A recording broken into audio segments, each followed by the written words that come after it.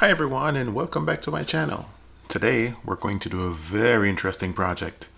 Now there's a company called Sonance, but frankly I prefer to say Sonance with a French accent because it sounds more sophisticated.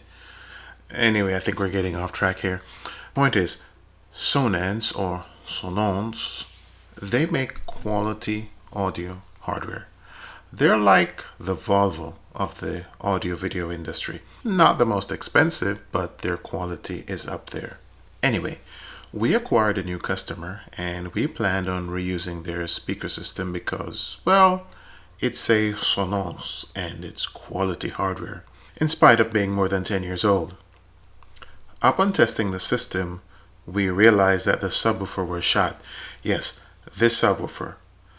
The subwoofer reproduces the bass in any home theater system, and of course we had to provide a brand new subwoofer for the customer given that their 10-year-old Sonance subwoofer was dead.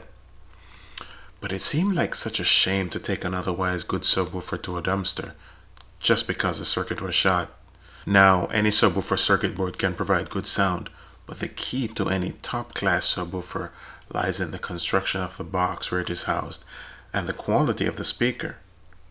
Now, given that both the speaker and its box are of excellent design and still in excellent condition, I decided to take on the challenge of repairing this subwoofer. So I jumped onto Amazon and decided to find a replacement circuit for this subwoofer. If you plan to do the same, just do a search for subwoofer plate amp. Now, having looked up the model number of the Sonance subwoofer, I know it is rated at 100 watts. What this means is that 100 watts is the maximum power the speaker can handle. With that in mind, I filtered my search results to find a plate amplifier rated at 100 watts. I did come across this, but it was too big to fit in the opening of the Sonance, so I had to look for something else.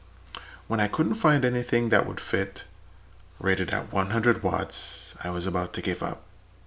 But I decided to try several different search criteria, and I came across a 70-watt amplifier, which was an almost perfect fit. Physically, that is. Still not sure why it didn't appear in my initial search, but that sometimes happens with Amazon. What I did was do a Google search and then the SA70 appeared as an Amazon result. I was very excited when the plate amplifier arrived, but after doing a test fit, I realized that something was wrong.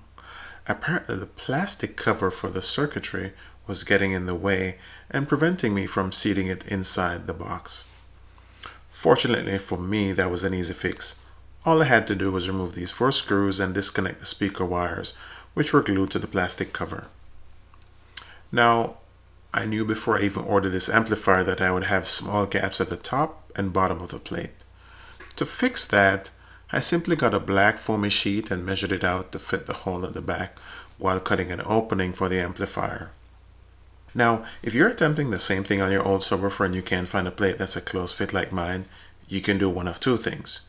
You could remove the components from the old plate and cut an opening in it that's just wide enough to fit the new plate and just mount the new plate on top with tiny nuts and bolts.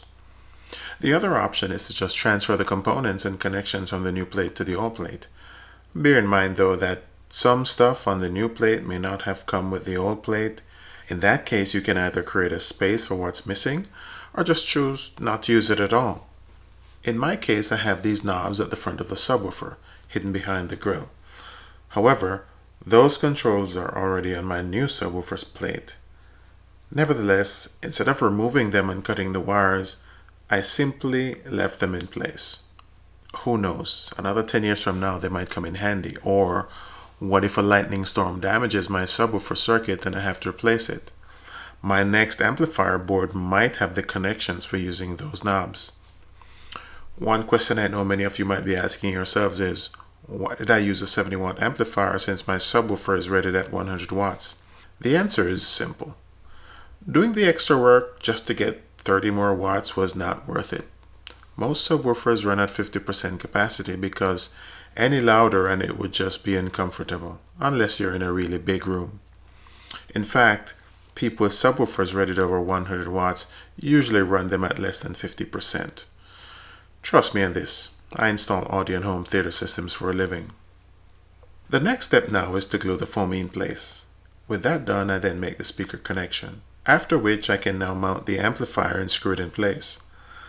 A little cleanup, and now we can do a test.